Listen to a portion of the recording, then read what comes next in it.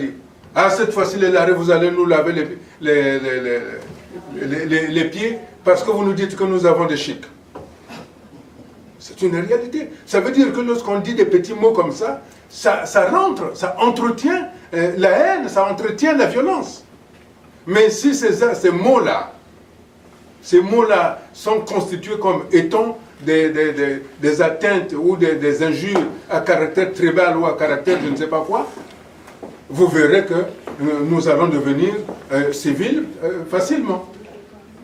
C'est des petites choses comme ça qui vont constituer pour nous la base d'une nation. Parce qu'à ce moment-là, on va se respecter. Or, aujourd'hui, dès que Boukadia parle, oh, la roue, et ainsi de suite. Voilà.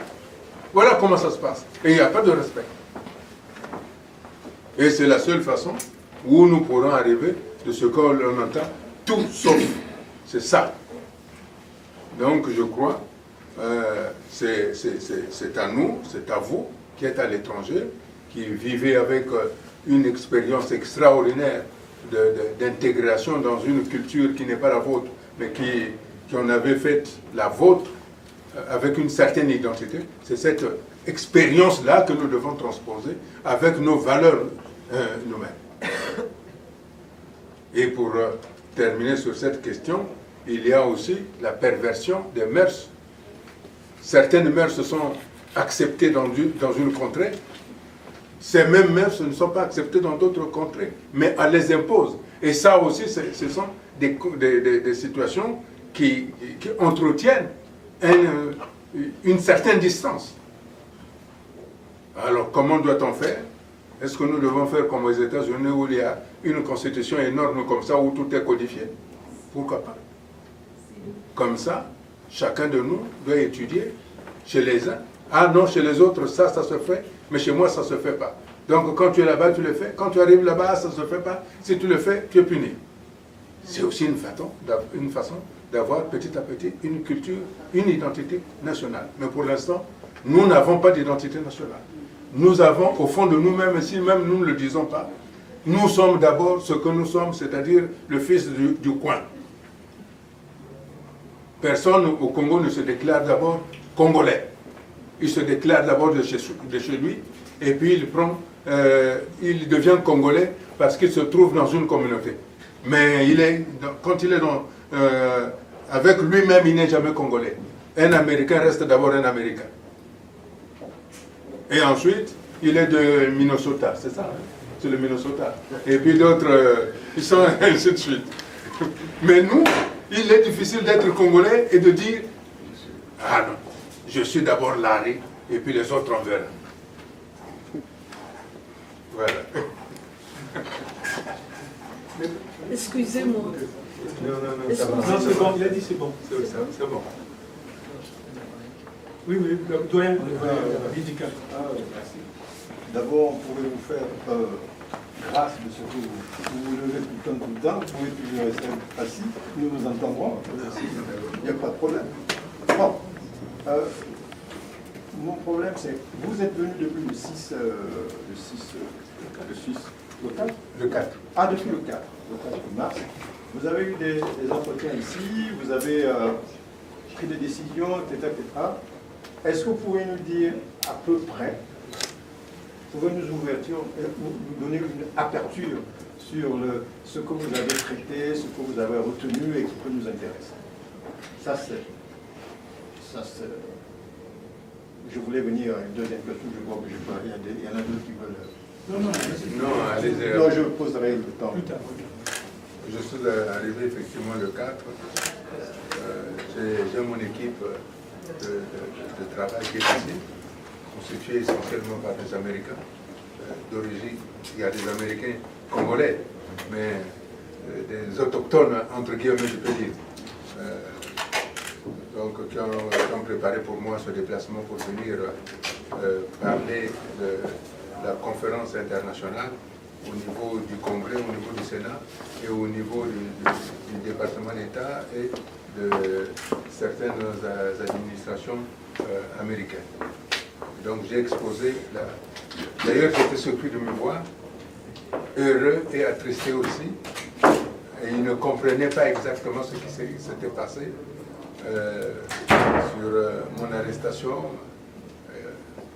Et donc je leur ai édifié sur ce qui se passe réellement sur le terrain et la raison, les raisons pour lesquelles je milite sur la mise en place d'une conférence internationale. Donc j'ai donné les raisons que j'ai balayées tout à l'heure là, dans mon introduction. Ils ont été très attentifs, avec une attention vraiment soutenue.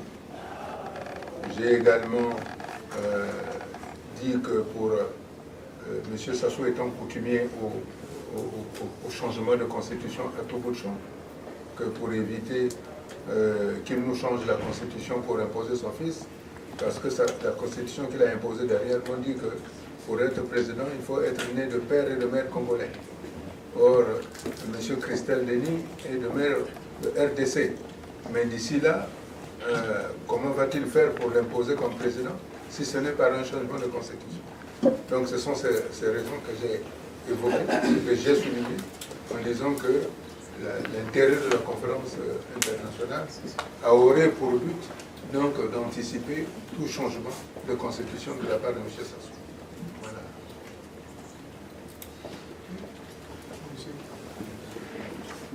Merci. Pour moi, c'est Daniel.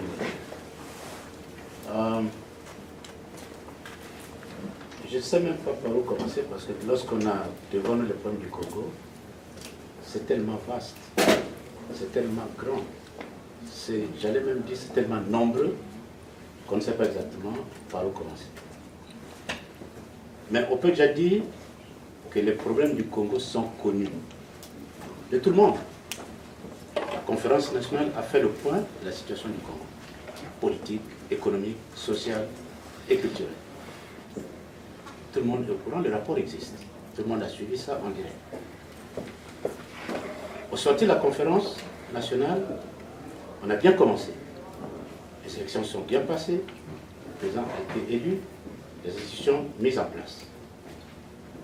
Voilà que, après un mandat, on égorge, mais froidement, la démocratie congolaise. Bon. Et nous voilà dans une situation pire qu'avant. Mais quel est réellement le problème? Le vrai problème, c'est que le Congolais n'aime pas le Congolais. C'est aussi simple que cela. Mais si nous ne nous aimons pas, c'est peut-être aussi la responsabilité d'ailleurs. Disons-le clairement et franchement, ce sont les Français qui nous ont mis dans cette situation. Parce que si on nous avait laissé sortir de la conférence, consolider nos institutions, travailler entre Congolais pour faire que les choses aillent de l'avant, non plus comme ce que nous avons connu avant, eh bien, on ne serait pas là aujourd'hui. Mais il y a des gens qui ont aidé Sassou à Paris à revenir au pouvoir par un coup d'État. Il y a des gens qui l'ont aidé. Non seulement les Français, mais aussi nos compatriotes qui ont aidé Sassou à revenir au pouvoir. Et quand il revient, il a tiré les leçons de la conférence nationale.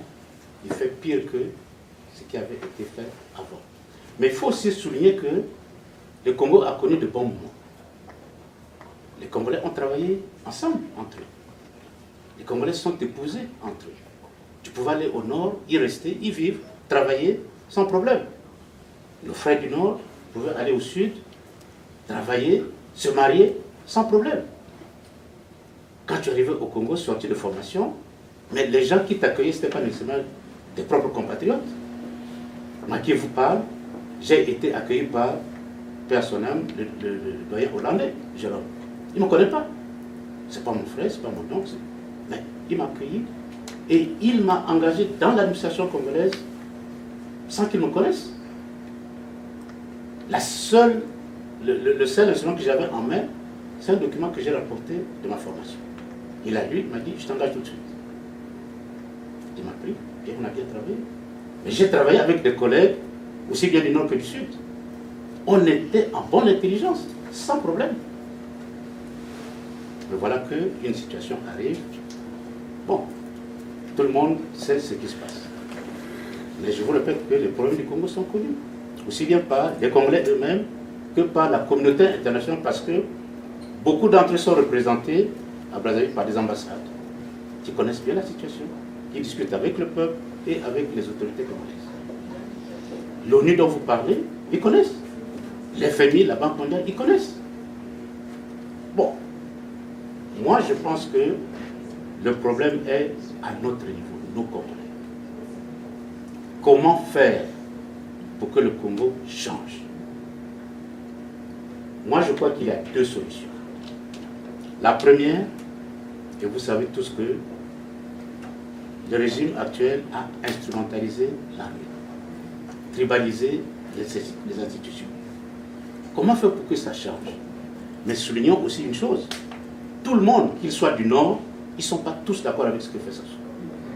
Et il y a aussi des gens du Nord qui souffrent autant que nos frères du Sud. Mais travaillons entre nous, Congolais. Faisons en sorte que, si au niveau de l'armée, il y a un militaire qui peut faire un coup d'État, c'est une des solutions. Maintenant, le problème, c'est que le pouvoir ne changera pas beaucoup. Parce que Sassou, c'est un individu. Et il y a tout un système qu'il a mis en place. Yes. Et si on ne détruit pas ce système, on n'aura rien fait. Deuxième solution, c'est un soulèvement populaire. Toutes les dictatures sont sorties du pouvoir par des soulèvements populaires. Il n'y en a pas une qui s'est suicidée d'elle-même. Et le soulèvement populaire, il faut le préparer. Aujourd'hui, je peux dire qu'au Congo, toutes les conditions sont réunies pour que tous les Congolais, du nord au sud, disent non à Sassou. Mais il faut travailler le terrain. Il faut travailler le terrain. Aujourd'hui, on assiste à des grèves isolées que le régime mate facilement parce qu'il n'y a pas de suivi. Mais si aujourd'hui les élèves se lèvent, les entreprises en difficulté se lèvent, l'administration se lève parce qu'ils n'ont pas de salaire, les vieux, les femmes, etc., tout le monde se met dans la rue, je vous jure que l'armée ne pourra pas contrôler toutes ces manifestations et encore moins tuer tous les Congolais qui seront là. Ils vont tuer 2, 3, 4, peut-être même 10, 20, 80, 100. Il y a des gens qui vont dire non, arrêtez ça. On ne peut pas continuer à faire ça. Vous voyez? Alors moi je pense que l'unité nationale ou l'union nationale, c'est une bonne ambition. C'est un très long processus. Dans tous les pays du monde, ça se construit au jour le jour et d'année en année. Ce n'est pas demain qu'on va y aller. Ce sera difficile. Le tissu social est tellement détruit que ça prendra du temps pour construire l'union nationale. Conférence nationale pour régler le problème du Congo, je suis sceptique. Je me permets de le dire. International, pardon. Conférence internationale sur le Congo, je me permets d'être sceptique. Je ne connais pas une seule conférence internationale qui a réglé le problème d'un pays. Parce que ces gens-là, la France, les États-Unis, l'ONU, quand ils viennent, ce n'est pas pour les beaux yeux des Congolais, c'est parce qu'ils ont des intérêts à garantir. Vous convoquez une conférence internationale sur le Congo, ils vont venir, ils vont poser des conditions. Ils vont vous demander des contreparties. Parce qu'ils savent que le Congo est riche. Le Congo a des ressources. Il faut leur donner quelque chose. Ensuite, l'inconnu. Édouard Philippe qui vous donne l'accord, il sera encore là. Macron qui vous donne l'accord, il sera encore là. Qui sait? Les gens qui prennent des décisions ici, est-ce qu'ils seront encore là? Ce n'est pas évident.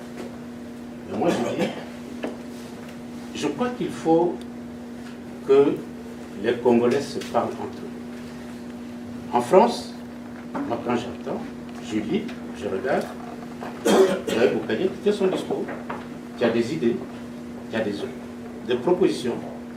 J'entends encore des gens comme Mabile Mono, je ne sais pas comment il s'appelle. Lui aussi, il fait son discours. Les Mabile Mono sont dans une autre logique. Bon, enfin, beaucoup de gens qui sont là, un peu éparpillés, chacun son discours. de son côté, mais il serait intéressant que vous vous concertez. Vous vous concertez, vous vous parlez pour la même cause. Vous avez le même objectif, c'est faire partie du système actuel et construire un Congo nouveau. Mais parlez-vous, mettez-vous ensemble, faites une coalition avec une plateforme minimale qui vous permet d'agir ensemble. Des énergies mises ensemble, c'est beaucoup plus efficace que une personne qui vient, qui a son discours, l'autre va venir, qui a son discours. On n'arrivera pas à s'en sortir. Je voulais vous répondre sur un premier point. C'est vrai qu'on m'a souvent accusé d'avoir aidé Sassou à chasser les Souba. Et je rétorque que si on me donne, on ne prête qu'aux riches, donc on me prête qu'en chèque que je chasse Sassou. Si j'ai réussi à faire chasser les Souba, je peux réussir à faire chasser Sassou. Ce que les gens ne disent pas, ce que les gens ne disent pas,